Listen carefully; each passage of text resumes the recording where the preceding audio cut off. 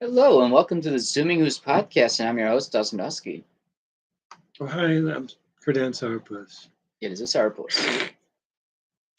It's been a little while since we've had a show, which actually last show was the first Squared Live. Our very first live recorded, live audience participation podcast.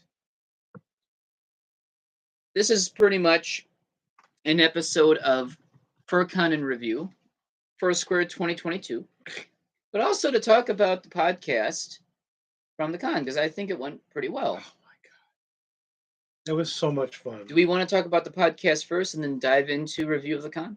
Sure. Okay. So obviously we had our podcast live. We had Alpha who showed up in the chat.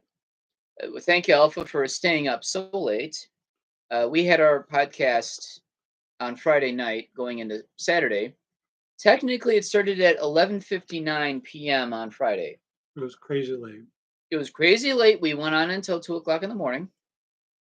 Did we really go that late? Not really, but it felt like it. Close to. I mean, we had to. We ended at our normal time of 1:30. I mean, technically we could have gone a lot more further, but we were running out of steam at that point. It was a bit late. People were tired. But we had some audience members, which was a lot of fun. And we had Lilia, and we had Wolf. So it was fun to have our good friends back on. Not just a live cast, but also just a live recording, which Rue provided us the hotspot to make it work. So I can really appreciate that. I want to take a look at that too for future cons because that worked out so good because I know some conventions have Wi-Fi. Yes. It may not always be good. Sometimes the Wi-Fi changes almost on an hourly basis. Like the first 2 days of First Squared, the Wi-Fi was okay, and then halfway in a Saturday and in a Sunday, it barely worked. And you know what? That's the hotel. They can only provide so much until it starts crapping out. Yeah.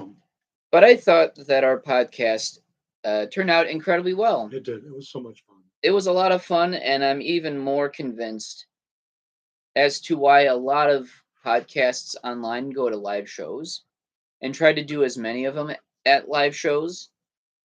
It's so much more fun. You get almost immediate audience interaction. Yeah, which is great. Which is something I've always wanted to do even here, but since we normally do this on the spot, it's hard enough to organize, a live showing. It's why I like having co-hosts and guest hosts. That's sort of the audience right there. But it'd be fun to have an audience just to show up and to have a live online audience to talk to us as well. That's kind of the, that's kind of the main goal of doing this show. It's just to, talk about silly stuff and entertaining and just having a fun time and have our audience interact with us too about stuff. Yeah. And have them discuss stuff about whatever that they want to discuss. That was what I loved so much about it, was people that didn't even know us came to our show. And they were immediately like engaging and talking and discussing, and it was just a good time. It certainly was. And it was just a really, really chill time. It's just, I think because of the time of night, furries are party nighttime animals. So they will likely be at room parties. So we could have had more people show up if we had a better time in the day or time in the evening. But since probably either everyone's at room parties or they're already passed out, whatever chance we've had for more audience members, was already out the door just because it was so late at night. But I still think it worked out great. We were a hole in a wall panel that, one person did stop by and took a look, and, it was a lot of fun. Yeah. And that's something I want to do more. Ever since we started doing live casts, we've done more and more of them. In fact, that's all that we've ever done. We went from pre-recording our episodes and talk about stuff to now just doing live casts on YouTube. Because now we can interact with our friends online, which is fun because, it's nice to have that interaction. But now I have gotten the bug of wanting to do these events or wanting to do this show at live events. So I think it's so much more fun. It adds another dimension to podcasting. And when we first started streaming, even the like average rando Mm-hmm. who would pop in, check things out for a while. One person even gave like a random commentary, Mm-hmm. which we didn't even acknowledge, which was hilarious. But that's the beauty of the internet right there.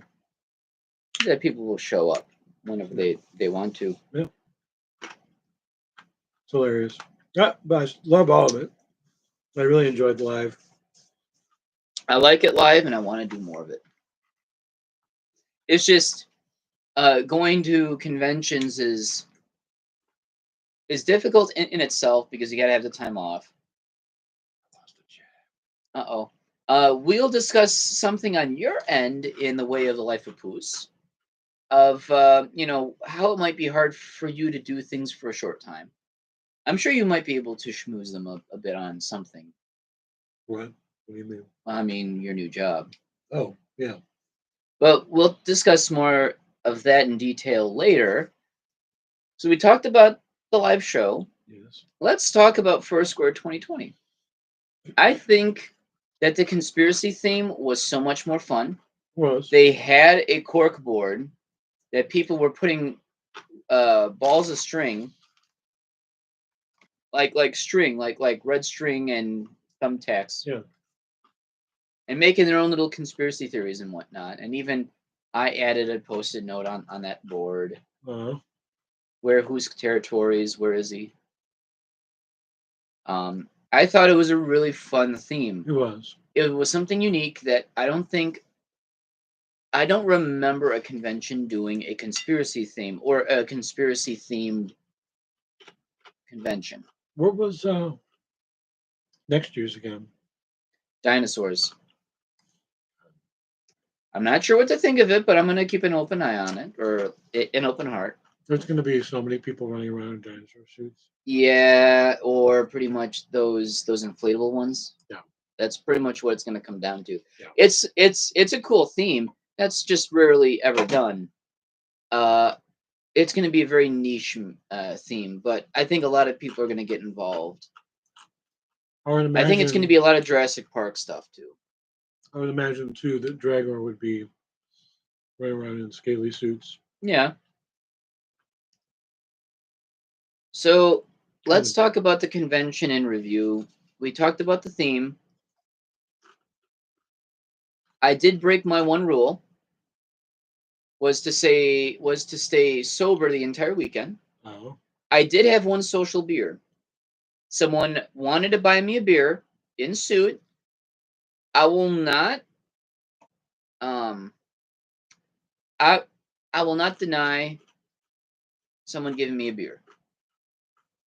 It's not me going out of my way getting a beer. And you know what? It's fun to be social with others that I haven't seen. And it's a local person. Right. Bretta Darkwolf. We go back almost a decade. Actually, about a decade. We've always been, ships in the night. We know that we're out there, but we are always on our different paths, different times of day. But he's a cool dude. No. And he stopped me and say, "Hey, dude, let's actually talk a bit. I'll buy you a beer." And say, "You know what? Sure. I'll break the one rule. If it's something that is incredibly rare for me to do, like chat with someone, Right. especially someone that I know and someone I don't see often, you know what? My number one rule at conventions now is to stay sober. And I've had so much fun since 2018, since I decided to go sober at conventions, or 2018 or 2019. I forget what year. I knew I went a full year before the pandemic that I went totally sober at conventions. And I've had a better experience with them. However, me being in suit and being Hoosk, I got hungover the next day over that one beer. I didn't get sick, but I had been hungover because, of course, when you suit, Kramer and George, yes. Okay, so which one's Kramer? Oh no. You'll actually be Kramer. I'll I'll be George. What? I had a sandwich and I watched TV while I banged her. I work at the baseball stadium and I sleep under my desk so that I'm never late to work. And I'm still on strike And for I'm my still job from 15, 20 years ago. and I got the $1 raise. Yeah. I'm giving my The Mackinac peaches, Jerry. The Mackinac peaches. I'm giving my fiance all the toxic envelopes and all the invitations. I was just thinking about that yesterday when I was licking envelopes. And she died from licking too many envelopes. Yep. Because he was cheap and he got the cheapest envelope. She died Fucking George. She died from poisoning. So, kind of review. We're talking about first grade. Mm-hmm. Our first pre-con day, we literally did, I'll call it a drive-by conning, where we just went through everywhere. On Wednesday. Yeah. Yeah. That's the first time. Scoped out the place. Yeah. Saw who was there, said hello to people. We saw the big ferret himself. And he was sober. Well, we don't know that, but he was pretty sober. You know, said a few nice things, you know, kind of walked around. There wasn't that many people around because it's Wednesday night of the convention. Right. Officially, it does not begin until, you know, Thursday morning. You know, I picked up our roommate and friend Lilia, and you know, kind of hung out at the house here for a bit. Yep. And then waited for you to get home, and then we ended up packing everything up within the next hour, and then we trucked our way over here at the convention, which was literally about, you know, I'm going to be very realistic. It's about 15 minutes away. Right. I always say it's 10 minutes away, but really it's about 15. But still, if you think about it in a grand scheme of things, it's not that far away, which is nice, which I hope that con stays there, and have over eavesdropped on some conversations with the con staff, with the hotel staff. It seems like First Square is going to be at this hotel for a long time to come. So I don't have to worry about First Square moving anytime soon. And with the new convention conference center not far away, I've got good feeling that the con's not going to move anywhere. I think it's just a good location, and it's out of the city. Parking is better. You don't have to worry about your car getting broken into now, you know, with, you know, these days.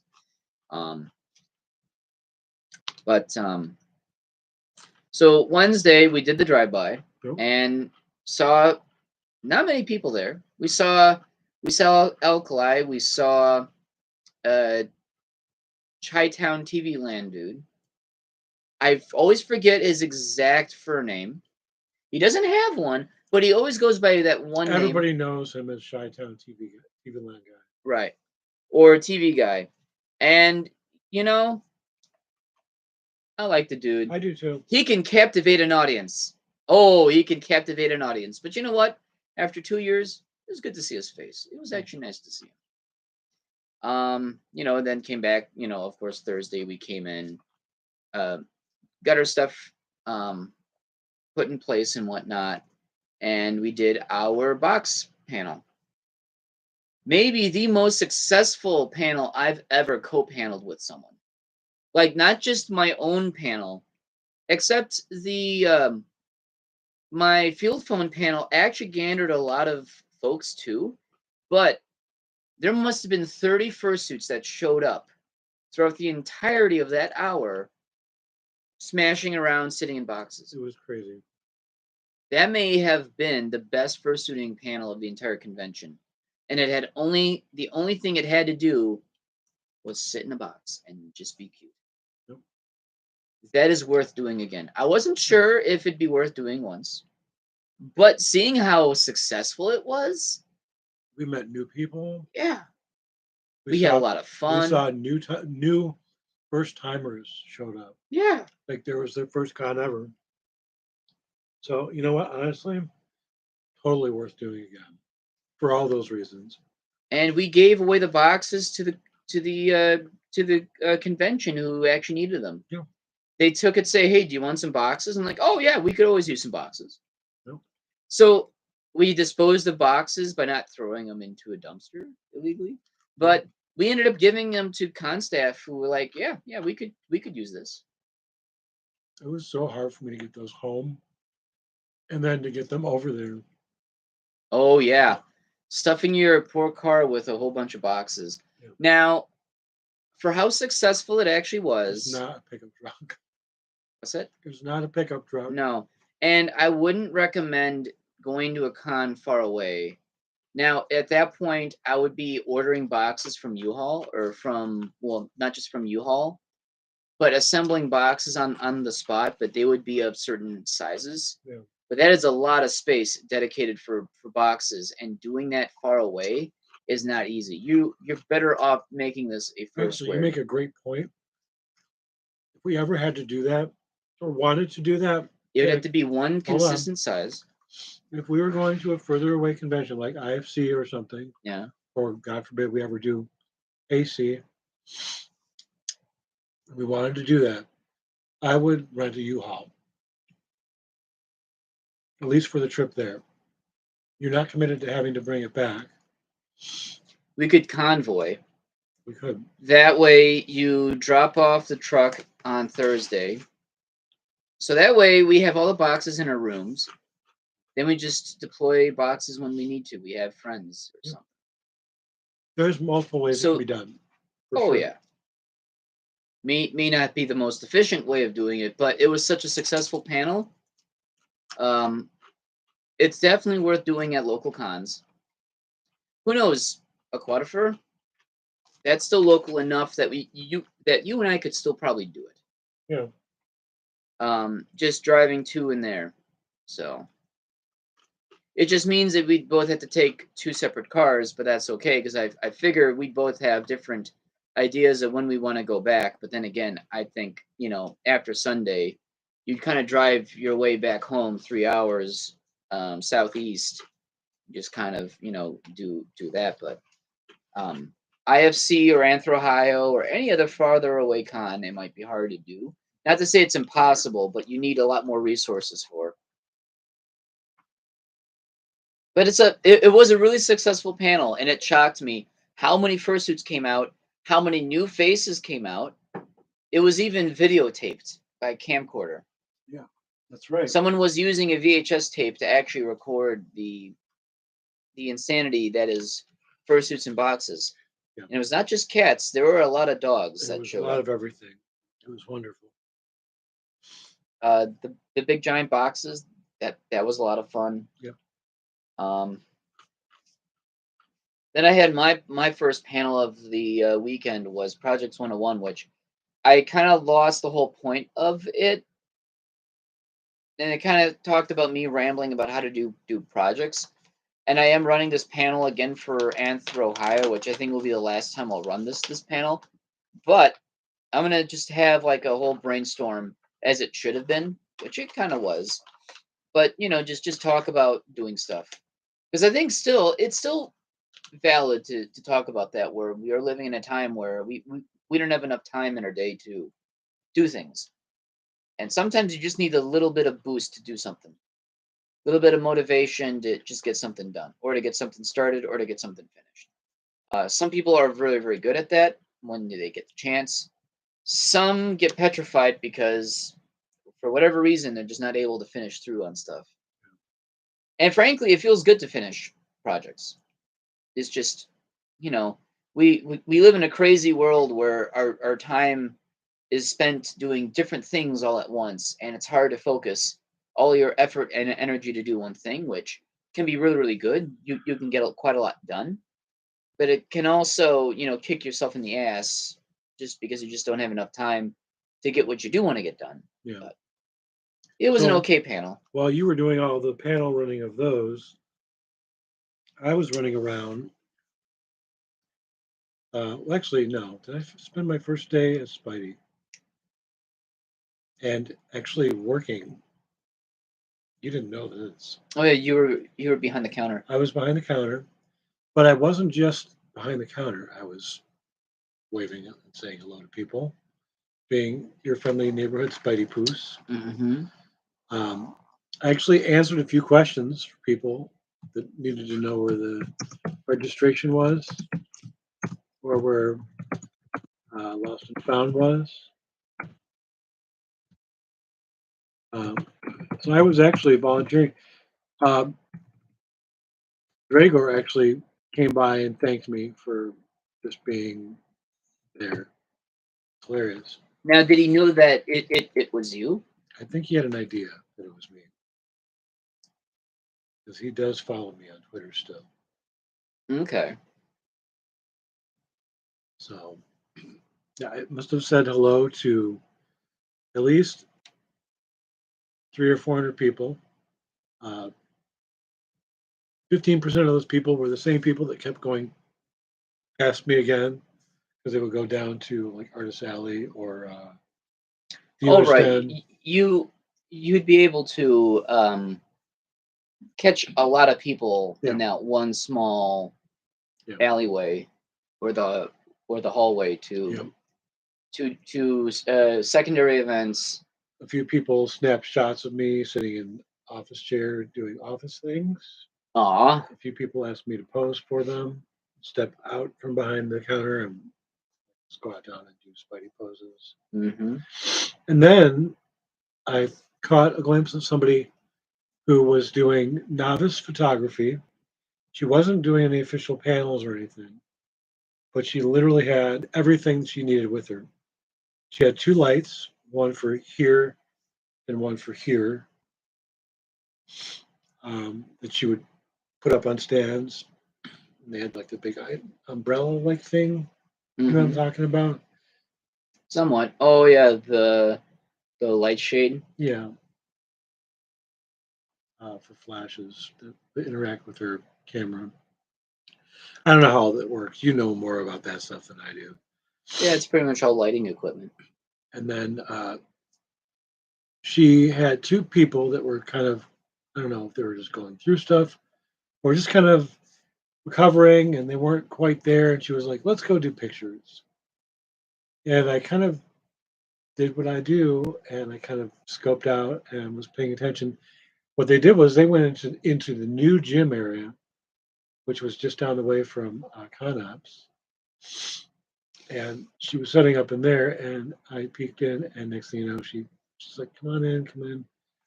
And I was still setting up and she asked me to stand in the area where people would be posing so she could do test shots. Mm-hmm. And then once she was done setting up, she was like, how about you do a few poses for me? And I was like, okay, I'll do a few poses. So she had me jumping up in the air, which I think you saw in some of those shots. Aw, the Poos was hoverloafing. I was hoverloafing, and I surprised myself even. I was pretty high for somebody who, I don't consider myself completely athletic. Aw. In decent shape. But I was doing all the things and posing and being a spider puss. It was a lot of fun. And then later on, I actually saw her again when I was at Lara Croft. She didn't realize I was the same person though. I mean, with Spidey, your face is totally Covered. Sure. But you have a theme, mostly involving. No, it's not. It's not latex. No. Spandex. Spandex. So that's pretty much your whole general theme. Yep. I think you were wearing spandex pantsuit with Lawrence Croft. Yep. So that's kind of your signature thing. Yep. Which a lot of people talked about you. Oh, everyone's like, oh yeah, except they were calling you Laura Croft, and I kept correcting them. Don't you mean Lawrence Croft? And they were like, oh, that's genius. Yeah. I saw somebody just down the hall from us, just down the hall from us. Yeah.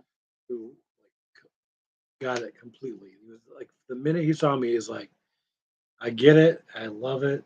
I respect you for it.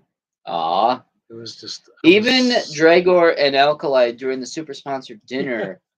Alkali was actually was it Alkali or was Alkali? Was asking who actually is doing Laura Croft, and then Dragor was like, well, that's actually Kurt Ann Sarapus. Yeah.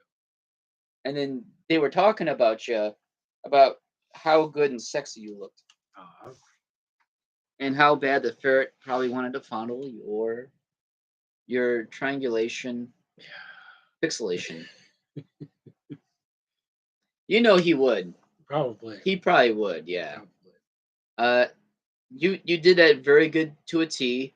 You did makeup except across your face, but it was covered by the mask. So you only ended up doing it on what was visible. Yeah, because initially it was going to be. Which looked realistic. It here looked really good. And here, like one sword swipe across the face. And It looked really, really good until you put the mask on, and then half the effort was already covered. Unless someone wanted to take a picture of you without the mask, but then again, with like conventions, that would be kind of iffy. But you worked what you were you worked around the limitations of what you are given, and you still were able to put makeup on to make it look good. Yeah. So it's just Lawrence Croft was hurting, but also not wanting to get sick. Yep. So that was a lot of fun. I did quite a bit of some suiting. Lilia did a lot of suiting. And Lilia's suit, my God, Adorable. When he first described it to me as a white kangaroo, I was like, really? White? It almost looked like Twinkie colors. Like At first, it I looked was like like, an inverted Twinkie. the first initial reaction was, it's white. It's going to be so hard to keep clean. Which, yeah. But, oh my God. Who is the builder of that suit? Someone from Germany who apparently used fans that can only take German AA batteries, which apparently its voltage is slightly different than American AA batteries. So Lilia is not able to use the head fan, even though that the head is actually well ventilated. I'm sure he could order batteries from Germany, which probably is not a big deal. Yeah. We've definitely I would do it for him. Yeah. But oh my God, such a cute suit. And most people immediately got there's a kangaroo. Yeah. A few people said bunny. But I'm like, how often does a bunny have a tail that's like over 4 feet long? Oh yeah. Oh, that poor suit. Anytime that I followed Lilia, stepped over. I stepped over her tail a few times. Tripping hazard all the way. But it's adorable. Yeah. Oh, she was so adorable. Oh, she's so wholesome. It's such a great looking suit too.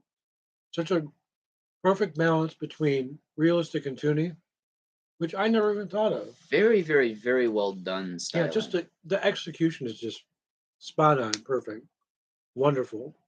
And our friend Wolf, who he hung out with us much of the convention. Yeah, I loved his getup. Yep, he was in the first day. He was 1920s gangster. Yep. So he was wearing the suit, the fedora, and the striped suit and whatnot. Then the next day he wore the same thing but with a trench coat. So he would flash people and say, "Hey, you want to buy something?" Or, "Hey, I might know what hey, my mind not working too well. It's kind of looking a bit fuzzy. You give me something I might maybe remember." He had a really good shtick about that, which was really, really cool. And then we took shots of him as the neighborhood. Yep.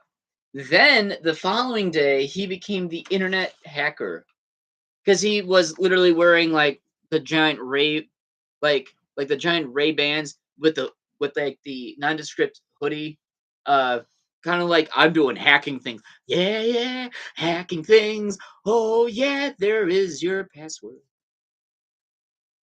Yeah, that's actually what a lot of hackers do is they sing while they hack and get your information. In commercials, yes. In commercials, but also in the privacy of their own home when they start hacking government websites.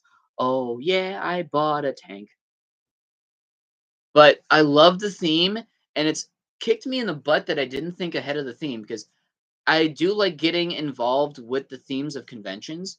The ones that I did were, the 1980s themed for IFC. Yeah. You and me kind of got involved with that a bit. There's a few cons that I stayed in theme witch, and I had a lot of fun doing so. I want to keep doing that more. It's just I need to put more time and planning to get that done. I'm going to Anthro, Ohio in a few weeks, and It's cyberpunk. And I might just maybe get a leather jacket just to kind of go with it or something, just to stick in theme. Yeah. Because I think fitting with the theme of the convention, like even conspiracy, you were Lawrence Croft, you're on a adventure finding the secrets to something that kind of fits in as Oh, it well, does because she's always involved in conspiracies. and It starts out finding as out the just truth. it starts out as a simple basic adventure, and next thing you know, she's in the middle of this huge conspiracy. Right. So, So you fit the theme incredibly well, and people talked about you. yeah. People know that hey, he's getting involved, he's having fun, and this fun translates to joy in other people's eyes. Of hey, this is awesome. They are doing a spin on things. Now you're the male version of Laura Croft. You're having fun with it. You put in detail with it. Yeah. You had your guns. You had them inspected by the Dorsai, which they ended up putting a little bit of tape on it to say that it's a toy. Were were you allowed to pose with them in photographs? Yes. It's just like you were not allowed to pull them out for any logical reason. I wave them around, stuff like that. They said don't do that. That's Because a huge red flag. right. But in terms of context with photography, for those that want to pose, Sure. then that was okay. I mean, I was very good about it. They were in my holster like 90%. The idea was that you had the detail there. Yeah. I mean, it's implied that you got pistols. Yeah. I almost wish more random people would take photos with me. And it just didn't happen. Partially because mask. I feel like mask really ruined a little bit of the socialization aspects. People did not know it was actually you. Like locals did not believe it was actually and you. That's what I wish. And actually, I wish that I had thought of this earlier when Amki was around. When Amki happened. Oh yeah. I will next year go as Lawrence Croft. Isn't there a convention this summer that you were wanting to? There is a Chicago convention. C2E2, I believe, in Chicago. Oh, it's the gaming convention. Yeah, which is a video game character. You'll fit right in. I will be Lawrence Croft most of the time. That would be really cool. And then the rest of the time, Spidey in the hotel room. Which then you'll be sticking to the walls. Yes. And people will have to think hard about that. I think it's fun to stick in the theme, while next year, for dinosaurs, it would be cool to do something with Jurassic Park themes, sort of thing, because that's kind of what I grew up with. I kind of want to do something with that. I'll probably just do Lawrence Croft again because dinosaurs. She does fight dinosaurs, lizard people. Ohio's theme is cyber skunk, or is it cyberpunk? I think it's cyber skunk, and again, it's more like dystopia sort of thing, and kind of figure, hey, if I can get a leather jacket or something, make something work with that, I think that'd be pretty neat. And IFC's theme is movie stars or a night at the movies or something like that. I'm not sure. What kind was that again? IFC. I probably won't be at that one. But I like to do. I'd like to go to a convention to fit the theme. Yeah. The few times that I did it, I had a lot of fun, and all the times that I didn't, I felt like I missed out. It doesn't ruin my time, but I feel like, hey, who's con-chair for IFC now? Pendez now. He took it back. He took it back. I think he still is, and I think he's doing a term just to say, okay, I'm going to put someone underneath my wing to. He damage controlled it. Oh yeah, he had to. He had to save that con. Yeah, Nikki was not maybe a good choice in the end, as they thought. It was good on them for choosing a woman. Choosing a woman chairman, which was, kind of nice, because in the they're trying to keep it diversified. Yes. But also she was quite questionable with her views on some very controversial things, which has nothing to do with anything Yeah, particular about I her. don't know what she was thinking. But there was a honestly. lot of things that she handled quite badly, and it didn't turn out well for her. She had to step down because just the way how she handled that 1 year in 2019 Yeah. just wasn't really well thought out. No, it was bad. Um, It was bad. It was not good. especially when they were trying to do damage control of not trying to invite our particular guests of honor in the past that people like, nope, I'm not going to go. A lot of people didn't show up to that. That was one damaging year because Yeah, a it lot of was.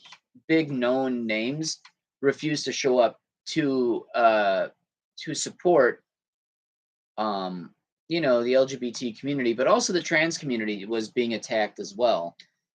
So Yeah, it was a mess. It was a mess. And I think that hurt attendance a little bit. It still grew, but not as much as it could have. Yeah, it should have grown a lot more But they definitely had to do damage control. So Pandez is now the con-chair of IFC for the time being, until he can find someone who can maybe take over. Because after a while, it's tiring. it gets sure. pretty tiring. I'm sure he enjoys being important again with his own convention that he technically made happen. Like back in 2008 or in 2009 when that convention was going on for the first time.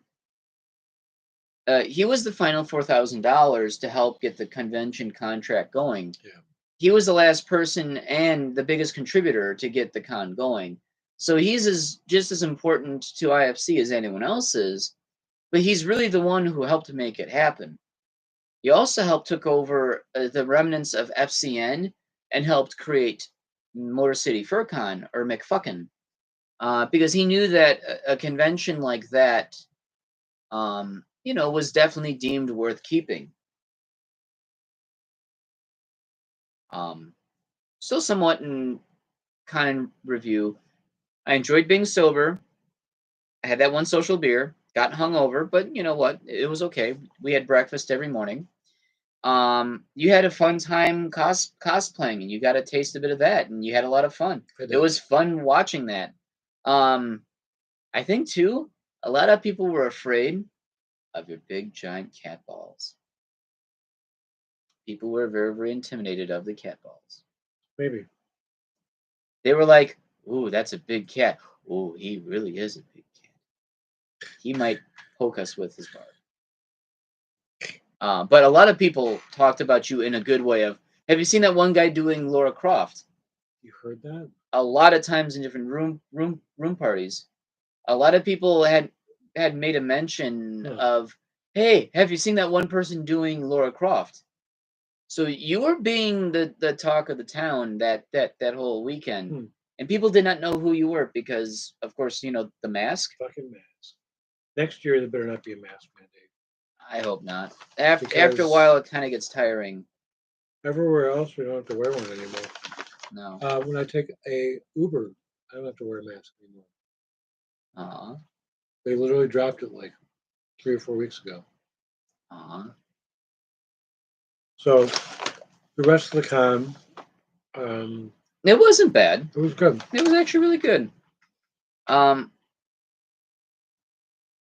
I had a fun time. I had a really fun time doing as many panels as I did, keeping myself busy. I had a lot of fun. Yep. And frankly, I like the idea of running a lot of panels. It helps keep me busy. And I like teaching people. I like being an entertainer. I've really discovered that this past year. So I plan on doing more. Or just as much or more. So is there anything else the Poos would like to include? Isn't this your first convention where you were mostly sober the entire time? You may have had a drink. Yeah. See, here's my thing about that. Sobriety is one thing. Mm-hmm. Having a drink here or there is okay. Is okay as long as you're not drinking to be drunk. Right. Because we did go to a room party and we were offered a drink, and I accepted. I was never stumbling around. No. I didn't fall and break a finger. in Ooh, fursuit. ooh, the poor Poos thumb. No, not it wasn't a thumb. It was It was one of your one beans. of my long beans. I forget which one. It was a pinky. Nope, it wasn't a pinky. It was a more pivotal. I think it was like it was my No, it was actually a pinky, and you kept fapping to it. no. It was a It pinky. wasn't a pinky. It was a pinky. No, it wasn't. It was one with giant. Oh, it was this one. Yeah, Yeah. it's one with the giant joints now because it never Yeah. it never healed properly. This is why you must keep your beans stabilized for a few weeks if you ever break them. Because if you masturbate, they don't. It's not a masturbation thing. It's just that. Well, no, it was a masturbation thing too. I kept But telling the Poos to stop masturbating no, and tell him to loaf, no, the and he did problem- not want to No. loaf, so then he just pawed. But the problem is, I didn't tape the fingers No, you for the didn't. first week. They were untaped. Once I taped it, within like 2 days, I taped around the two, and then I wrapped it around to a third to keep them To keep them stabilized so that they didn't move as stable. much. Because I do use my left hand, don't I told you to use righty. I had told the cat, hey cat, I? Anyway, loaf right here. I want to tell you something. Do not masturbate with your left paw because you broke your little toe bean.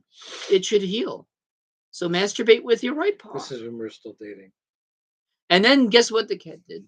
I fapped anyway. You fapped anyway. So then guess what Hoosk did?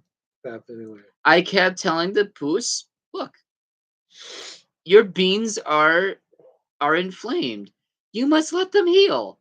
Do not fap with your other hand. And what did the cat say? No. So then, cat loafed in his room. Beaned. He So made a bean. I actually have there's a slight deviation here. That first sentence. Okay, ask me what I did last night, Saturday. So what did the Poos do last night? I went to a bar. Oh, so you did go to the bar. I went to the bar. Was this after I passed out? You weren't home yet. I left Aw. around 8:30.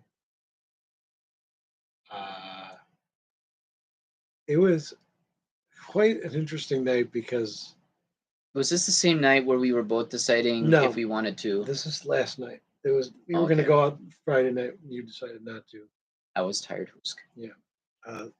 Saturday I went out after fondue, Oh, that's right. Yeah, I had went out to visit a friend. and I went out to downtown Milwaukee. And where'd you go? Did you I go went to to- Hamburger Mary's I went to Trixie Martell's bar? Trixie Mattel's bar. Really? She has a bar in Milwaukee. It's not her bar, but It's the bar sponsored. that it's just a bar that she frequented. Oh, really? And it was named in her honor. Nope, Oh, really? it's Oh, not named in her honor. It's literally she just considers it her bar because that's where she used to always perform before she became big. big. Was she from Milwaukee? Yeah. Oh, really? Yeah. Oh, that's cool. So is Kim Chi, I believe. And they both moved to Chicago Aw. to become bigger drag performers. So last night it was so much fun. Started with this chick who was literally FaceTiming, walking around the bar, filming herself with all these horrible employees, horrible service she was getting. She was so drunk. So drunk. Somebody picked her up, lifted her out, and like literally walked with her, like picked her up and left. And escorted her out of the Right. bar. She came back in. They took her out the back. They locked the door in the back and left her out there. Wow. So that was entertaining. And then I got involved in this discussion. People were talking about gender fluidity and I heard RuPaul's name, and I finally chimed in and I said, I actually worked with RuPaul. I have firsthand experience. Let me just tell you, that dude knew what he was way before any of this big stuff started to happen. As far as being gender fluid. Not just business wise, RuPaul knew who he was, knew who he wanted to be Right. way back when. As soon as his first music CD got released, that was it. I mean, he was taking every small gig, like every hole in the wall gig you get, just to get his own name out there. Like, he was smart. He worked hard. So hard. He worked very hard to get where he is at now. Yeah. So they were discussing, and I chimed in and gave that information. Then we started talking about gender fluidity and everything else. And me and this chick, Mary, Sister Mary Ann, we call her Sister Mary Ann because she was a born and raised Catholic, not really a sister. She just calls herself Sister Mary. Aw. We just like hit it off. Like people, how people talk. You can tell they've known each other well. Yeah. There's this very natural, even flow of give and take rapport. Mm-hmm. That's what we had. You would have enjoyed it. It was a good time. Aw. Really cool person. You could just tell, and she knew everybody. So it was just a great time. We went outside for a while because they have these a little patio set up with these fire things, so it stays kind of warm in that area. And it's like that thing where it's like a glass tube with a fire inside of the glass tube, so people won't so it's kind of like a heater, right? But they won't get caught on fire by it either. That's a bad thing. We don't need that. No, we don't. There was this guy who had really long hair and he had eye makeup on, and I was just like, I usually don't like long hair on guys, but I was like, I just loved his hair. He had great hair. And he kept noticing him. So he came over and started talking to us. And then these other girls came over. Oh, I ended up standing behind this chick that she had shears with a comb on it. It was a tattoo for somebody who does hair. It turns out there was 7 or 8 of us there, all cosmetologists. Oh, that's really cool. Yeah. So we were talking about hair for a while, and then the long hair guy came over and we were talking, and then we were just talking more about gender fluidity and the lack or the lesser need for labels in today's society.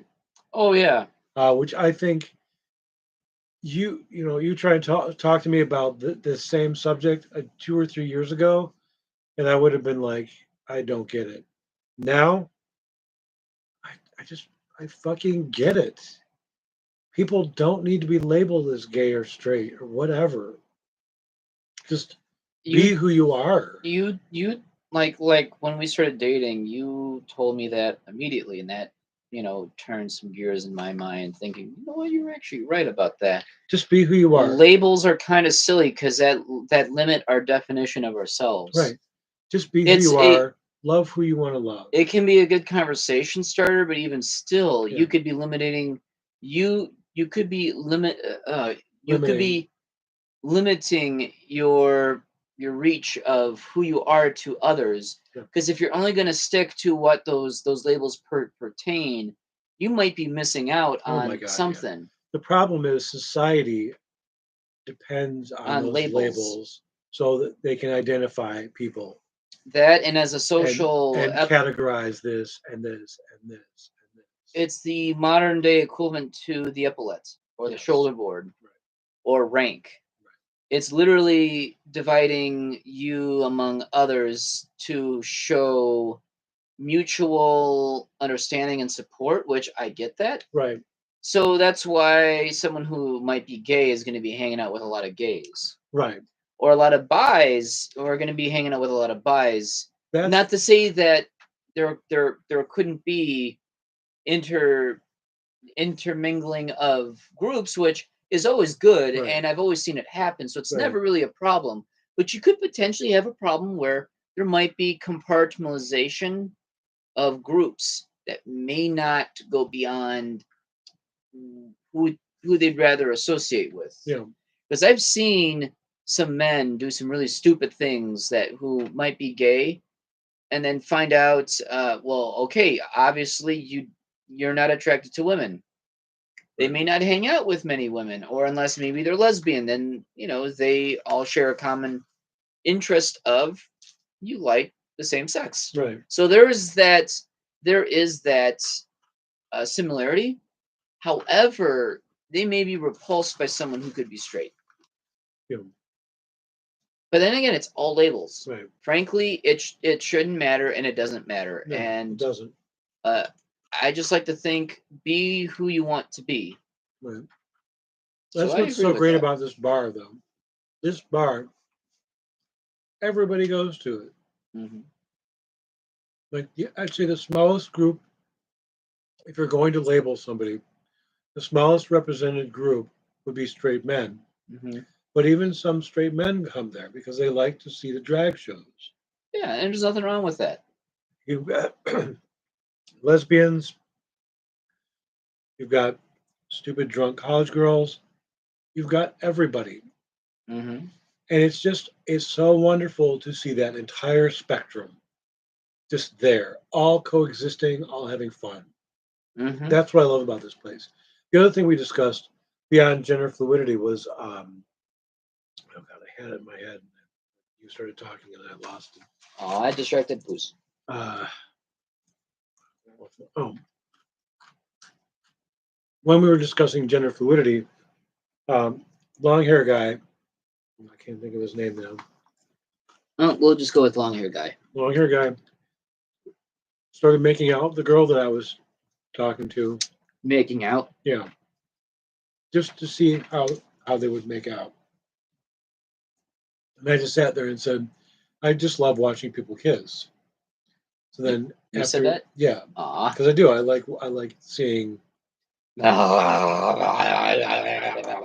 Well, that's more of a Danny DeVito thing. yeah. Um, I just want to. I just want to be pure. I just want to be pure.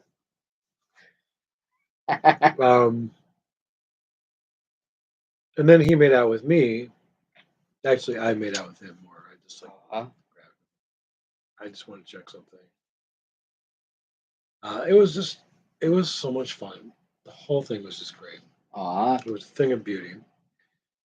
The other thing that we wanted to discuss, and I'll start it off and then I'll let you run with it. We went to a car show. Yes. Uh, Was that? It was last Saturday. yes. We met up with, can we say names? Yeah. Okay. CJ Fox, I believe is his name. Mm-hmm. Spelled Faux, Fox. Fool. Or was it FAUX or something? Yeah, Was it? Yeah. I think so. And after, I'll let you kind of go into the more of the details of the car show. Afterwards, he took us to a little local restaurant, which was really nice. Mm-hmm. I got like 7 things. I kind of got like a little bit of everything from the entire menu. Yes.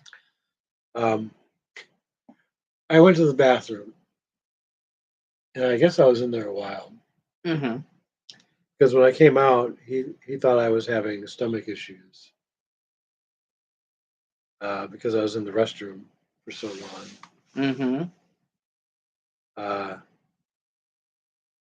and the funny thing is, I guess I was only in there for like 6 or 7 minutes. It was a no wipe too. I could have been in there a lot longer. I think you were there for at least 10 minutes or something like that. Or actually, at most 10 minutes. And then I had to wash my hands too because I felt dirty. But the car show, why don't you like kind of go through some of the details of the car show? So we went to a car show. It was Green Bay, wasn't it? It was in Green Bay. So it was nice to go to a different car show, sometimes a bit far away. I like to see the different cars that will show up because sometimes when you go to a local car show, sometimes you'll see the same car and about the similar crowd. Yeah. So different areas of a state will have similar themes or similar styles of car that people will bring out. And then up north, there was quite a lot of cool cars that you just don't often enough see. a lot of just ordinary regular cars, which is, pretty cool because when's the last time you've seen any of these cars on the road when they were just new or contemporary new cars? Right. There was even a Sunbird convertible. So there was a J car there. I was excited to see a J car, which means people will bring out even cars that may not have been that great for its time is now having their day now being shown at shows, which is why I think taking the Cavalier out to shows would be a lot of fun. For sure. Because when's the last time you've seen a four-door Cavalier? Not just any Cavalier, but from the earlier years. You just don't see them. They've all been driven into the ground. But there was some things that had happened that eventually got me really annoyed, and even you zoomed away because you were having, none of it. Yeah. And it's this thing called engine backfiring. Like this whole culture of being obnoxious, which is, all about car shows. You want to rev up your engines and such like that. Sure. A revved up engine can sound okay. It might be annoying, but hey, you can make an engine sound really, really nice. Right. Especially when you have an older car, doesn't get driven much anymore, and it's such a clean engine. It can be a wonderful sound. Yeah. Or even just hearing it idle. Sometimes Yeah. even idle sounds can idle be the sounds most, are wonderful. Because it's just a happy car purring. I'm all for that. However, these chodes in Volkswagens, because they were all Volkswagens that I've noticed, they like to have a bang system or a backfiring system, which is literally they would make the car run rich. So it's being dumped with fuel. Not all the fuel is being burnt through the combustion cycle of the car, It's being wasted. of the engine. Then there's a spark plug at the end of the muffler system that ignites and causes a backfire. Sometimes it's more closer towards the engine, sometimes it's further away. Or they mess the timing of the engine up so that it'll backfire in the engine itself, which is damaging. You can bend some valves from the explosion. You might damage your piston doing that. Hell, shit, you could even blow your engine up by backfiring it so often. And the backfiring was so obnoxiously loud and the report sounded like gunfire. Yeah. You immediately hated it. Because it wasn't just one pop. Oh no! And it's like, oh, come on, dude. It was like a machine gun. It sounded like a machine gun. To which then my first thought was, if there is any war vet that had attended the show, was immediately turned off, who had any combat experience, Oh my god! and having any PTSD from it, Yep. they're gonna have an episode at a car show of strangulating someone because machine gun fire and backfiring from an engine Very similar. can sound incredibly similar. And I actually felt embarrassed for the people involved. Yeah. Because I'm waiting for a Iraqi war vet to be suplexing them into the hood of their car or onto the pavement just because, like a fireworks. There's reason why some vets don't go to 4th of July fireworks, because the explosions might sound like combat to them. That stuff is damaging for a person. I have my own PTSD for other things, so I can understand how PTSD can work. But it kept doing it. Then it started doing it from different parts of the show. And it seemed like everywhere we had walked, there was someone doing this backfiring thing. It was two different guys. Back and forth. Back and forth. And they were just like, ha, weak. It's like... And the they were having fun. Yeah. No one else around them was having fun. Which to them is fun for them, because now they can say, ha, ha, ha, well, only we like this. The thing is, though, is that with car shows, you need to have good etiquette, because eventually, if you have enough complaints, you're going to be asked to leave. Not just that, but not to come back. Yeah. It's possible that you could literally ban a car show from any venue because of bad behavior. Yeah. Like burnouts, doing donuts, revving your engines obnoxiously loud. doing backfiring, which can, trigger someone's PTSD because it happens. This is how you get banned from a car show. Yep. This is also how car shows cease to exist because of, dumb logic. You would think after a few times you should stop. No, they kept doing it. So much so that even you were walking away from it. Just because it was just becoming too much. I was becoming more embarrassed for these people that you are all functioning adults and you think this is kind of fun. I almost, thinking back, I almost should have gone to somebody and said, "Can you do something about this?" I should have said something. But I don't want to be that whiny, crybaby bitch. But It's not something you go to a car show for. no, You're there to see cars, just to enjoy it. You're not really there to be repulsed by sounds that, you may have bad hearing. We didn't really talk about this much, but I almost wonder now what CJ Fox is. I think he may have enjoyed it, but I can tell that he probably knew that we didn't care so much about it. So he didn't mind it. So he probably didn't mind it, but he also understood that we probably didn't like it either. So, I think yeah. Frankly, I never really considered that. I wasn't even thinking about it at all. I was just like, I need to leave. I need to get out. Although I think he probably figured it was a bit too much as well. Too much of maybe what was considered a good thing for some. I mean, he's a younger guy, so yeah. I can see where he would partially think it's kind of cool. It's one thing if you do it a few times and you cut the engine, but if you keep doing it, like you are really, really pushing the envelope here.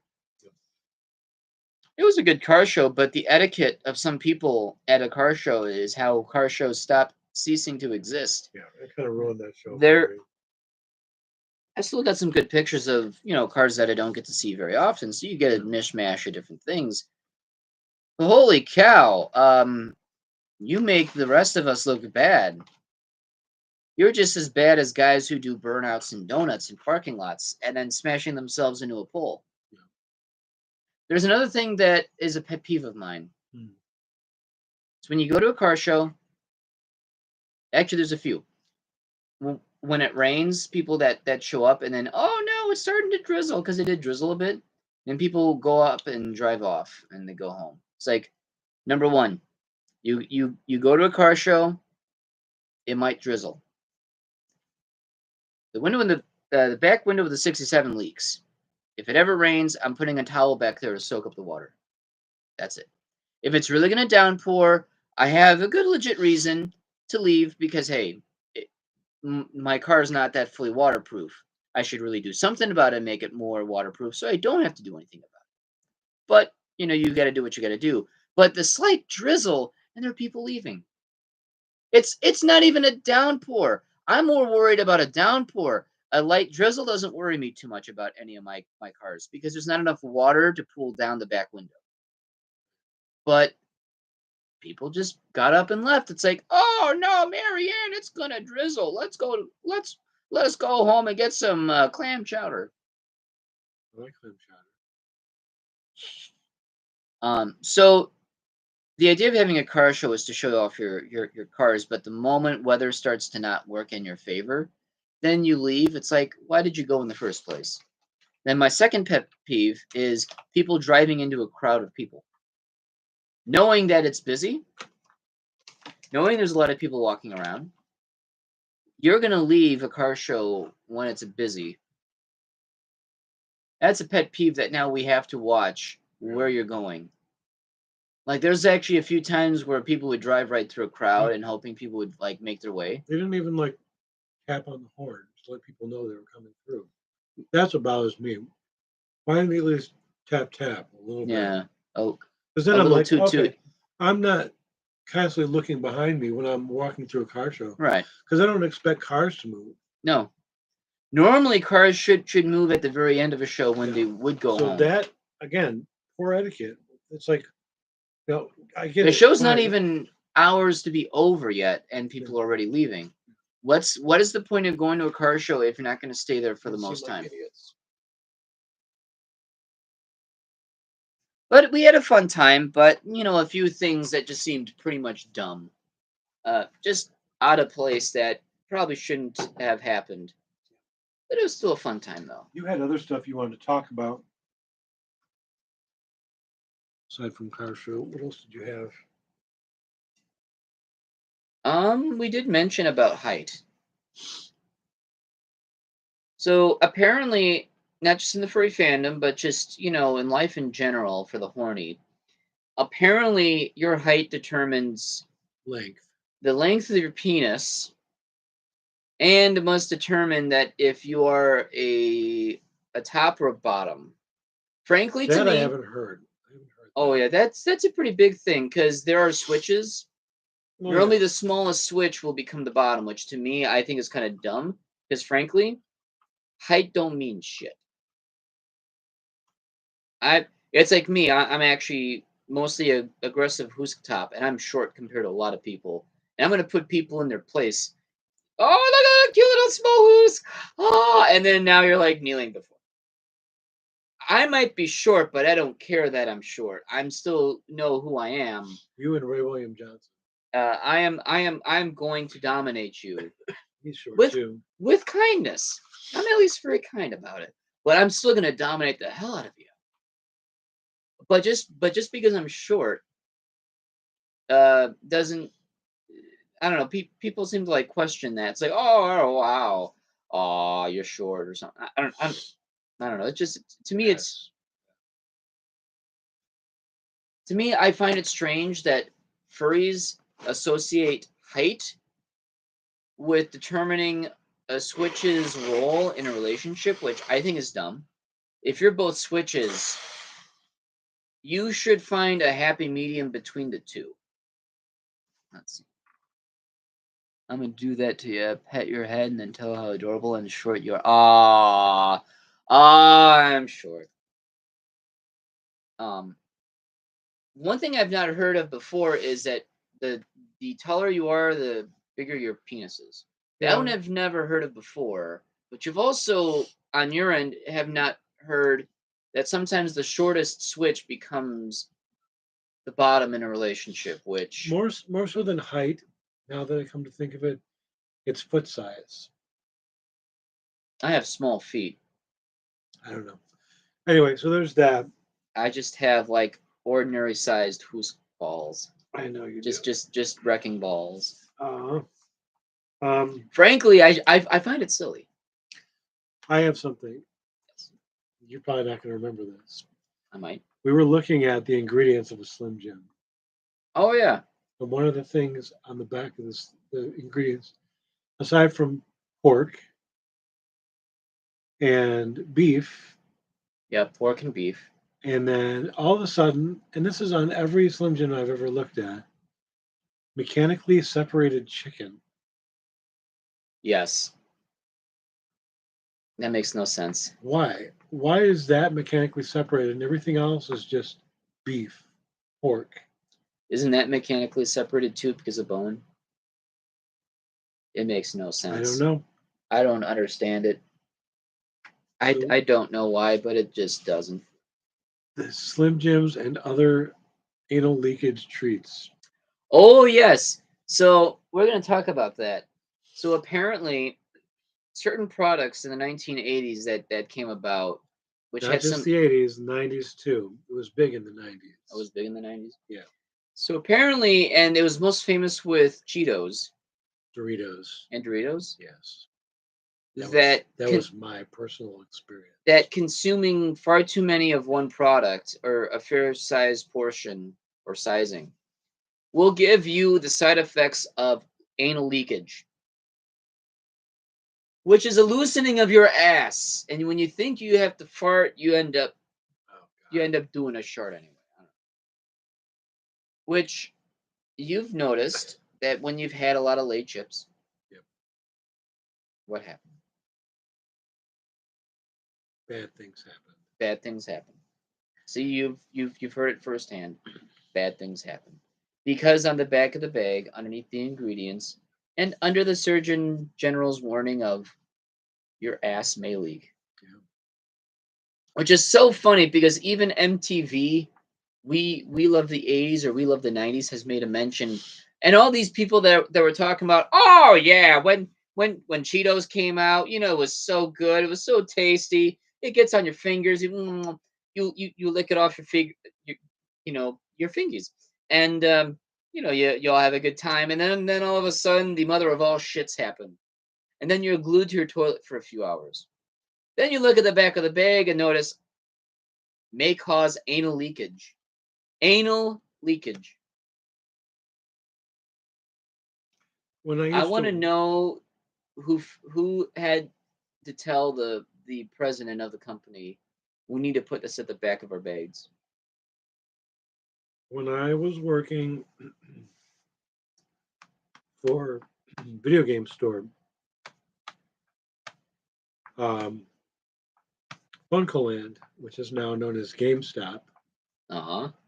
um, there were these chips called Wow chips, Uh-huh. and Do they Wow make was those? they don't make them anymore, but they made Ruffles, Wow, fat free. Just stand there, Sounds like the all the sugar. taste and fat free. So all the taste and fat free. Doritos, Lay's, Ruffles. I bought one bag of this. And they were right. Wow, it tasted just as good as it normally does. Uh-huh. So good, in fact, so much so that over the course of my 10-hour shift, because I worked open to close,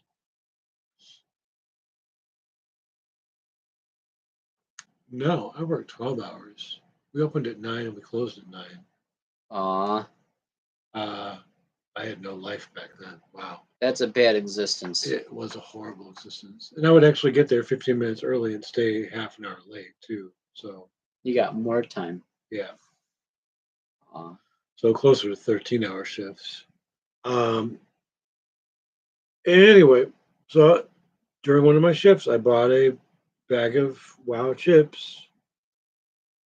I'll even show you the picture if I can get it to. wow. So, yeah, I was like, wow, these are they're right, all the taste. So over the course of my entire shift, I downed that entire bag. The cat was really In hungry. fact, before my shift was even over, the bag was done. I think by dinner time. Bought it at like 10:30, 11 o'clock. Was gone by 4:30. Hour later, and I was feeling horrible. You got the sweats. I got the sweats. I got everything, Uh, and it was all because of Olestra. Olestra. Olestra is the ingredient in these chips. If you ever see it in anything, Don't eat it well, eat it, but don't eat too much. a lot of it Because it because works the same way as laxative, not right? just. I mean, it literally is a thing that your body cannot break down. So, of course, natural thing that it wants to do is to push Get out rid as of it. fast as it can. Right. It's just like using not the water-based lubricant. What's the other one? Silicon. Silicone-based lubricant. Silicone is rather than water-based, where your body can absorb some of the moisture. Silicone, uh, which if you ever look at it in really tiny microscopic views, these little balls Mm-hmm. that are constantly moving. That creates the feeling of glide In your ass. in your ass In your ass. or wherever in your hand. Your penis. Olestra is essentially the same exact thing. Oh, it's a lubricant. It's a lubricant, and So it slides its way in slides. and then rockets its way out. Oh my god! I was on the toilet for about an hour. At work? Yeah, Oh my God. it was horrible. No, actually, no, it wasn't an hour. I take that back. Let's check my notes. Poos on a litter box for 3 hours. Oh God. So then you had to have one of your coworkers I was alone So it was the entire shift. Luckily, for 3 hours, nobody came in that store. Right, because they heard the I think echoes. They heard the echoes of the I pipe. think And then you're ah! I think one person came in Are you okay? and then left. Oh my god, I can hear death, and then ran away. And back then, we didn't have Oh, cell phones, yeah. even cell phones yet. We had pagers. We had Hey fucking, man, I'm shitting on the toilet. Oh! we literally had pagers. We had pagers and Pagers are big in the 90s. pagers and beepers. A pager and a beeper. Beeper so you could go and run to the phone and call whoever it was that needed you to call them. You know what? I had a beeper. Mm-hmm. I had a beeper for a short while. Yep. Then I realized it was dumb. Yep. Because even still, I never called them back. Yep. And we're just as bad now with cell phones. Yeah. I text people and I don't get replies for days. I'm bad with Sometimes. that. I need to get better. She never looks at it. She sends me messages one after the other. She wants a response back, but she'll never reply to a text that goes to her. Yeah. I asked her something one time, and I think she replied me like a week later. It's worse than snail mail. Yeah. And she's not alone. That's the thing. I'm not trying to bash her. I'm bad at it too. Everybody is bad. Everybody is bad at it. Right now, I'm waiting to hear back from somebody I talked to yesterday. Still haven't heard back. We'll see. I think this person forgot that today's Mother's Day, and that's why. I had to remind a local floof that I was doing disc golfing today, and we did two rounds of disc golf because we felt good. Yeah. And the weather was nice and out and whatnot. And his mom was giving him a very condescending text message, like, "Do you forget what day it is?" So he was wondering what that was, and I ended up telling him right before he would say anything, say, "Today is Mother's Day." It's like, oh, okay. Did So you by any chance do it? I took her to a beer garden yesterday. Did you guys do it? Yeah. Okay. But yeah. Believe me, my brother gave me the card, and Good. I decided to give her a pretzel and two beers. Good. Which yesterday was really nice. Actually, It was a nice day. You had other notes that you put on this podcast. You remember what you made? Did you put them down? No. Do you need to check it?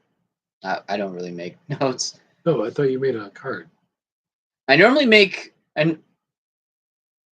Oh yeah, that's right. Oh, okay. So we're gonna go off on what's the rest on that thumbnail. So Hoosk got sick. Yes. Long story short, I got better. I'm doing okay. I still have this wicked, nasty cough, which will last. Let's not go too short. Who helped? The wolf cat. Dr. Poos. Dr. Poos. I massaged. You beat my ass. You punched your back. You were punching my ass, and the other cat watched. That's right. Sylvester watched. So he was taking notes. I also gave you Pedialyte. Yes, I felt gave very you vitamins. And I helped take care of the Hoosk because that's what Pooses do. This was the third or the fourth time ever I had ever called in sick for work. Now, even in my industry, and that was only one day, right? Because you were off Thursday, called in Friday, and then you're off Saturday, Sunday. Right. So it was nice to have a 4-day weekend, which was actually kind of nice. Yeah.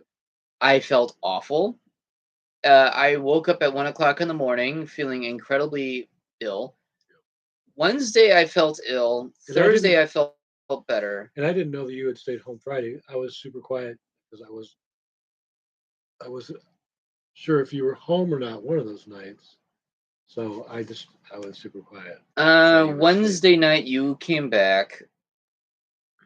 But I was so tired that I went to bed early. Right. And then I heard the poos making some sounds, and I just kind of hissed. And then the cat just chuffed, and then we just kind of both went to bed because I just felt kind of ill. Then Thursday, I got quite a lot better. Felt pretty good. Then um, I felt some tightness in my back and whatnot that I felt really crappy. So then I asked the Hoosk to massage and beat my back, which actually felt good. It actually helped. It helped relax the Hoosk. Then Friday morning, around 1 o'clock in the morning, I started gasping for air. Yeah, I was choking on phlegm. It was Ugh, pretty nasty. it's a horrible feeling. I couldn't go back to sleep because I kept choking every single time. It was pretty nasty. I did not like it. Then I didn't feel like going into work because it's like, oh my God, I can't believe I feel this bad. I feel this sick. I feel this ugly. Then I knew, okay, you know what? There's a reason why that people stay home when they get so sick that it is not safe for them to go into work. It's not safe for me to go into work to drive a bus full of people and then smash into a bridge or something because I feel ill. So I ended up doing the right thing to say, hey, Mr. Chris, I'm not coming in. I feel awful. I don't sound good. I'm not going to do my best today. So I'm going to stay home because I'm feeling ugly and no one needs to see that. But since every single day I showed up to work, the whole station knows I'm a good worker because I've always shown up. I've Yeah, never missed a this day is the first day you've missed. at this job. Yeah. And you know what, Chris? Since I'm not a regular person that will stay home because of sick or for whatever reason, I actually um I had actually had a good reason to stay home. I sounded bad. Yeah. And he was like, you know what? Not a problem. You take care of yourself. You get some rest. We'll see you on Monday. It's like, oh, perfect. There's no questioning. There's no, bullshit of, oh, we're gonna, talk about this later because you're missing days. And no, it's more like I've worked so many days without any breaks besides my days off that they figured, hey, he's really sick. You know what? That's okay. You can stay home. They knew that I'm not going to be taking advantage of it. I don't know what that was. That was a sin sword.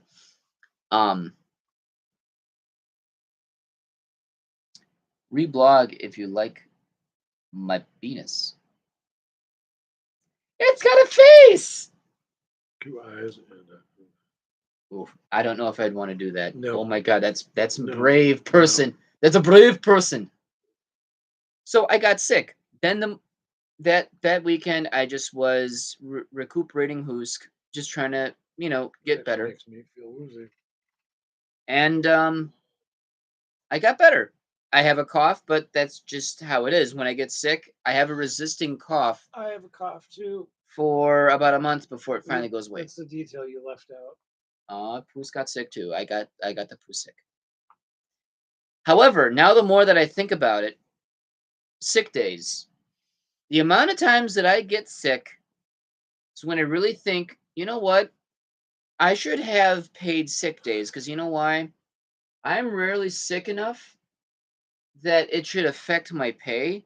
But the few times that I am sick, and that's a grand total of 4 times in 12 years. In 12 years' time, 12 or 13 years, I've only called off work a grand total of 4 times with 4 different jobs.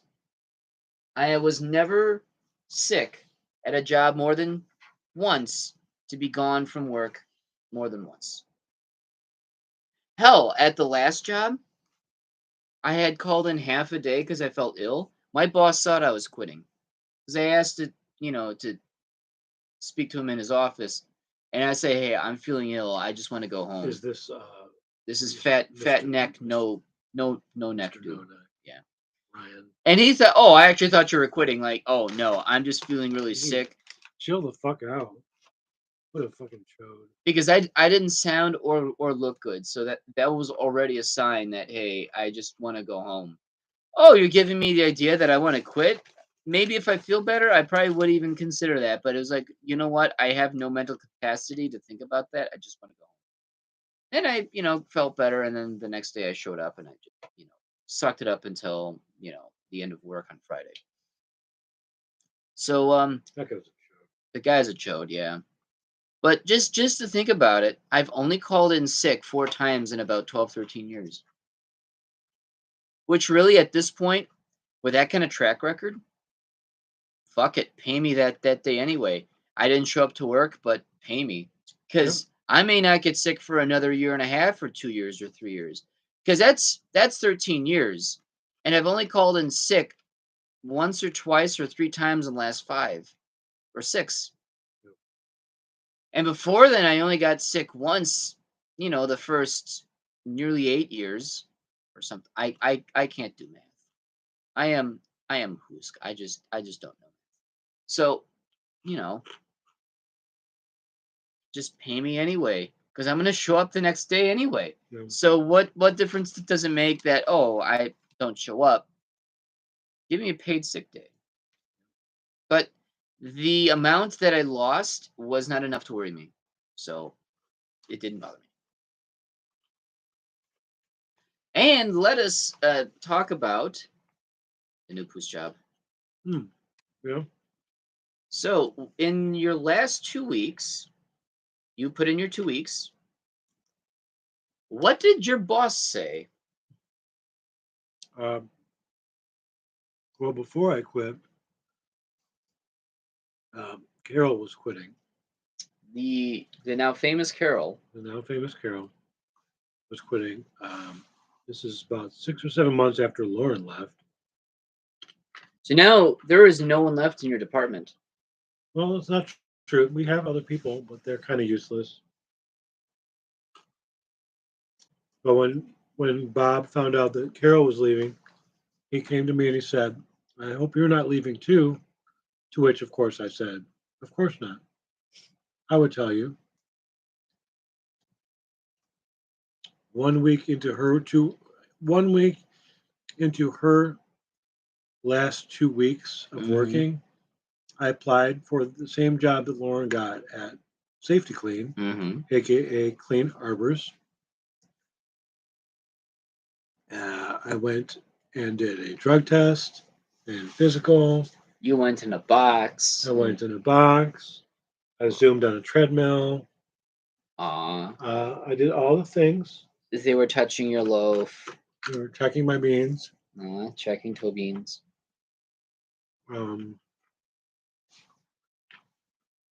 Probably went through 27 pages of paperwork. Within 12 hours later, I got accepted into a job that I'm making $2 more an hour. Very nice, Poos. We don't have to clock out for lunch or breaks. Is it paid lunch? Yep. Nice. Okay, that's actually really cool. That's really cool. I'm only there from 6 a.m. to 2 p.m. So the lunch period is part of the day. Yes. That's pretty rare. I have never had a job that your lunch period counted as part of your pay. You're gonna like this too. I don't know. I almost wish you worked there with me. There's a locker room where you have to change because you do get dirty and working with tools and just making stuff all day. There's a shower. Sex shower. What? Sex shower. Not a sex shower, just a shower. Do people get naked? I've never seen anybody in there, but I'm sure that people do. Lethal Weapon 6. And it's just camera pans to butt cheeks. And then the conversation, and then more butt cheeks. The locker room, we have to change before we clock in. There's 2 shifts of breaks. We have buzzers that go off for each of the sets of breaks and everything. Oh, wow, buzzers too. Yep. You'd like it. It's huge. See, I would consider another job, but the problem is, I do like where I work. I know. It's union, so I'm going to get pay raises regularly. I finally got vacation time, and I kind of want to go into this like constant going from one job to another to another to another, and then trying to scrape up time to get vacation time. Well, well, Unless the job sucks enough at some point where I get fed up with it, that's one thing. But right now I'm doing. But I will consider this one job though if it ever comes to that. So it's a nice place to work at. It's not horrible. I don't know that we have a union. I've never been told about it. probably not. If they never mentioned it, that's probably doesn't have one. Yeah, I don't think so anymore. Probably will have a video about why unions are bad or something. With most corporations. Which really is what protects your ass against if you do something stupid, the union's going to at least be there to, save your ass. Yeah, back you up. And also to give you regular pay raises every year. It won't be much, but at least it would be pay raises that you would be guaranteed. Yeah. So that's Some about people it. have been working there for 40 years.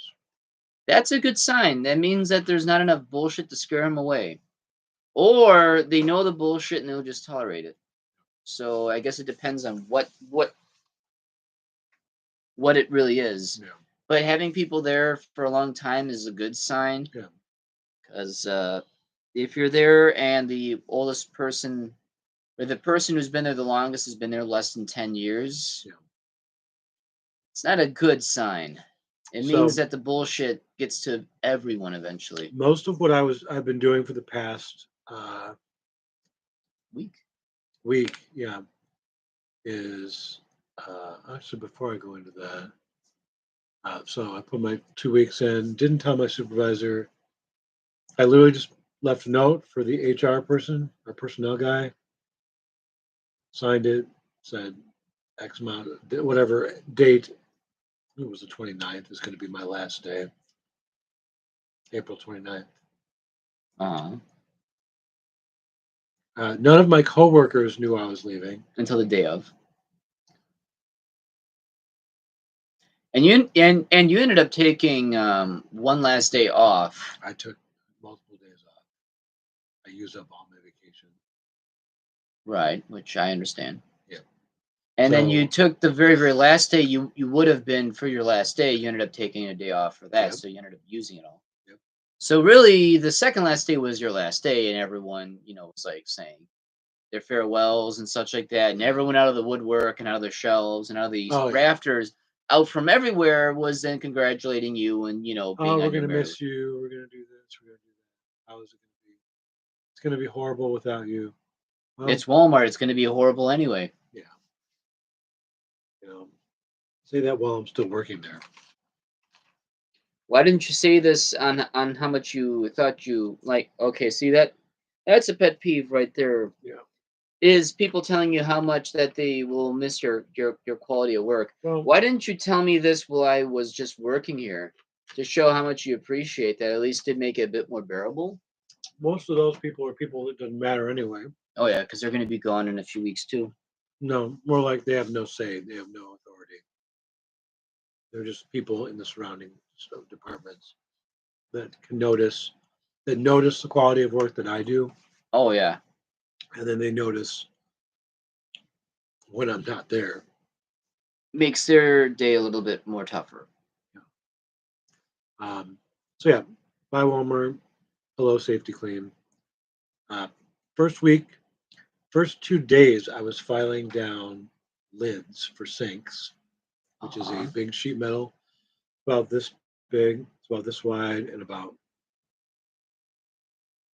this by this, whatever that is. They weigh about, I don't know, 14 pounds to 20 pounds each.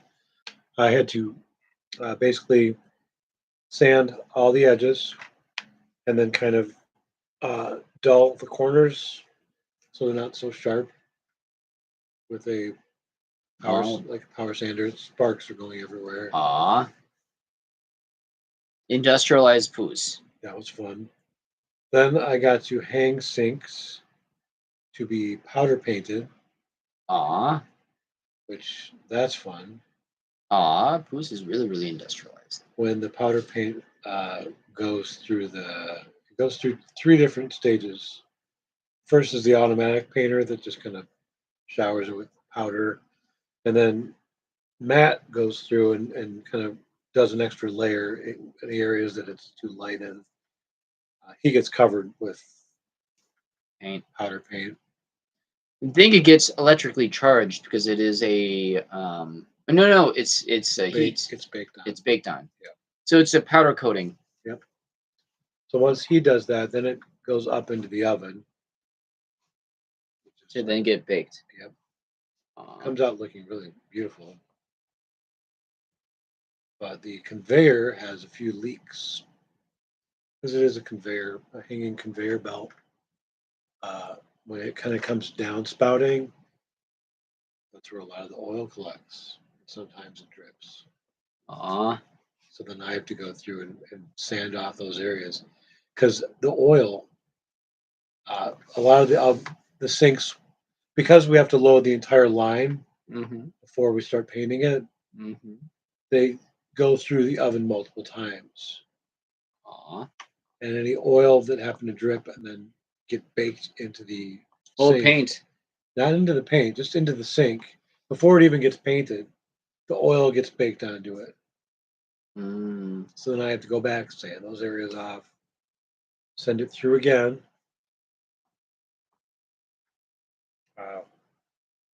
At first, I was like sweating because it moves kind of fast, and I have to be quick because I have to hang it. I have to wipe it down, spin it around the other way, make sure that it's hanging correctly, and then wipe down the backside of it. Zooming poos. I wear what do you call those sleeves that protect you from puncture from steel? Oh, kind of like leather gauntlets. Not that they're not leather; they're like Teflon or something. Or like latex. Not latex. It's rubber. It's a cloth, but it's a cloth that doesn't let it get cut. It's called. I wear those, and then I wear gloves on top of that. Yes. Sounds like a very, very busy day for Poos. And then after we're done painting, we have 3 assemblers. The first person brings the sinks down, places it on a cardboard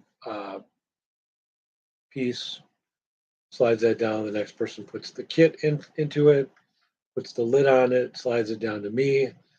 I push it into the box at the end of the conveyor, have to slide it up into there without letting it drop, pull it down, seal it, staple gun it 3 times on either end, and then put that onto a pallet.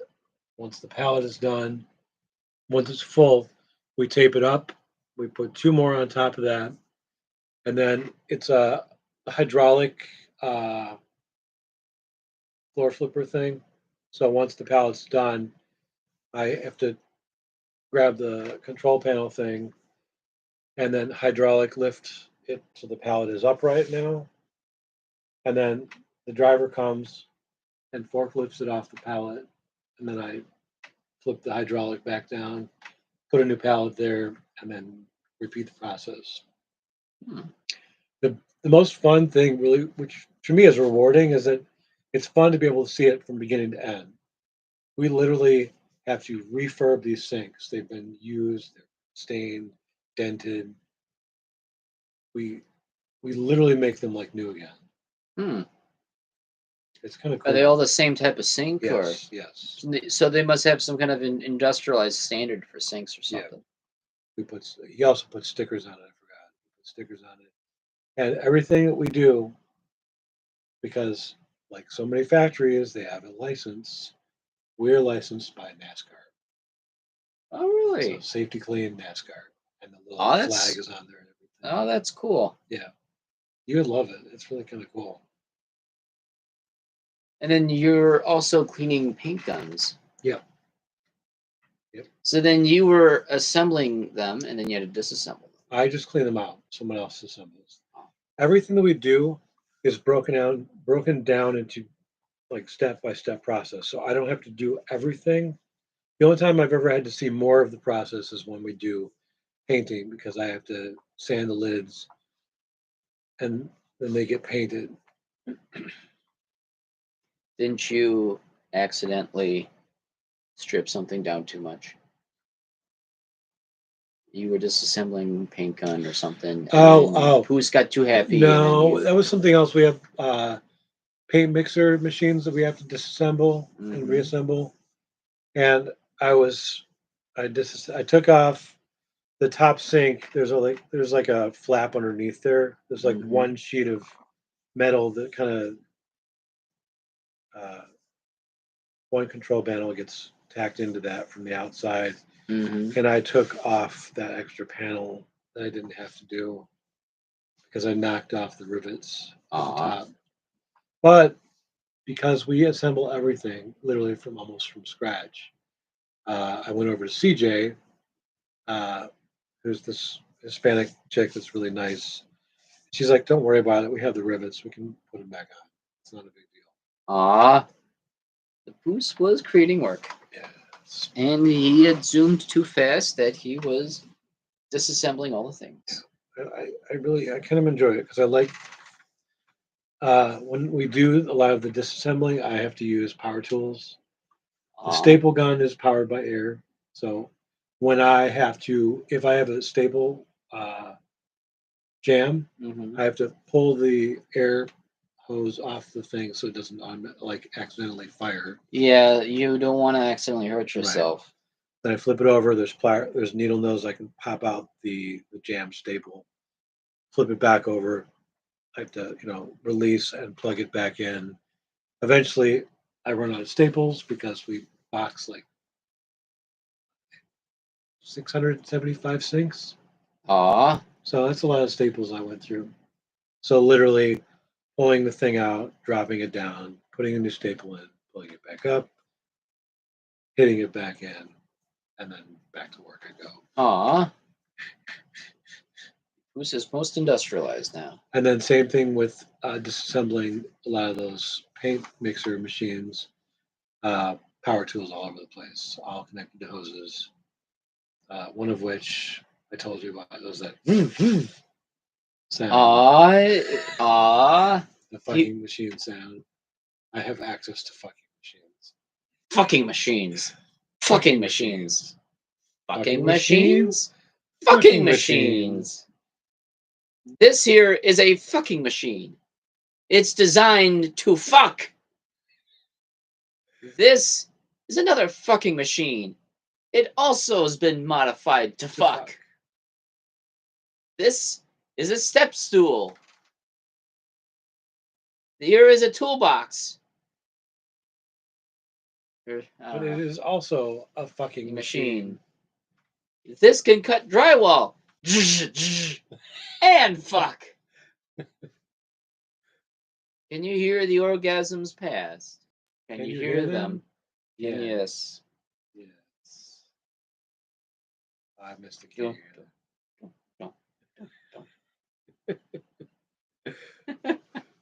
Alpha, you have to look up fucking machines on YouTube. I'm sure it's still on there. It's pretty funny. Actually, we should just send him. We should just send him the link to it. I'll just post the video on my Twitter account. You may as well. I have the raw video file. That's such a fun. It's a classic. And it looks like Johnny Five from Short Circuit. It's like they bought the robot from the movie, and they designed him to fuck. The best thing is one of the things he says. Do you think this is a fucking machine? It is a step stool. This is a step stool. Citizen. Oh, it's so good. It's been so long since I've watched it. It's a classic. So yes, new job, $2 more an hour to start. I get a 50-cent raise, I think, after the 90-day probationary period. How much? 50 cents. That's not bad. And you say you're at $17.50? I will be at $17.50. Okay, well, see, that's pretty good. Yeah. And if I learn more, I will make more money as well. So we'll see. I would hope they will pay you more because I did that at my last job and they didn't pay me more. I would definitely get that in writing. Once I get my card, I check into different areas where I work, and my pay varies from one workstation to another. If I'm working in paint all the time, I'll be making 19 an hour for X amount of however many hours I'm working. So you have to fight other people to get to it. Not fight. Not fight. But you could be assigned to it. I literally just make myself available. Aw. Because Lauren did not want to come over and work on the conveyor. She just didn't want to do it. Fine with me. I'll work with Matt. We work well together. And Must be dangerous in some way. It's hot over there. Oh. I guess we're by the oven. So get kind of sweaty. But you know what? I like the fast pace. My day goes quick. I'm out of there before I know it. And I'm still home before everyone else and here and loafing. Aw. And vibrating. The cat vibrates very, very efficiently. Yep. And very industrialized loafing. Yes. And purring. And it's 9:30. Oh my God. I want to go to sleep. Yeah, it's about that time to probably cut this. I actually we did talk. We actually did quite talk about this, or about a lot of things. Yeah. Just kind of a quick note that I'm going to Anthro, Ohio. There will not be a podcast there, but there will be a podcast at IFC. Given that if I can still go there, Hoosk might show up to C2E2. Yep. In July, right? Yeah, in July. So there's going to be some summer fun. Yep.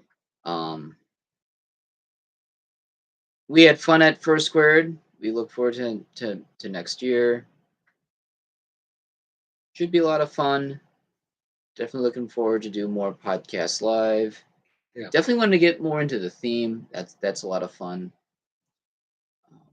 I have stacks of rolls of film that I want to get developed that I've been sitting on since 2017. Yeah. And I want to use up the rest of the film that is currently in cameras right now. Use it up. Start sending 4 rolls a month just to kind of catch up with, with the rolls of film that I've had developed, just so I can get them developed and not shoot any film until those get processed. Yeah. Because I've been waiting and been sitting on them for far too long, and I feel like it's about time just to see what I took a picture of from almost nearly 7 years ago. Scary how that sounds. Yeah. I think we did a good. Yeah, I think we did pretty good for this episode as far as touching base on a lot of things. So I think with that, we could probably sign off. So this has been another episode of the Zooming Hoosk podcast, and I am your host, Dustin DaHusky. And I am Kurt Ansauer. And thank you for tuning in to this episode. And hopefully we'll do another episode pretty soon. We'd like to do them more often. Just, a bit of chaotic things going on lately. So anyway, you have a good evening. We'll see you next time.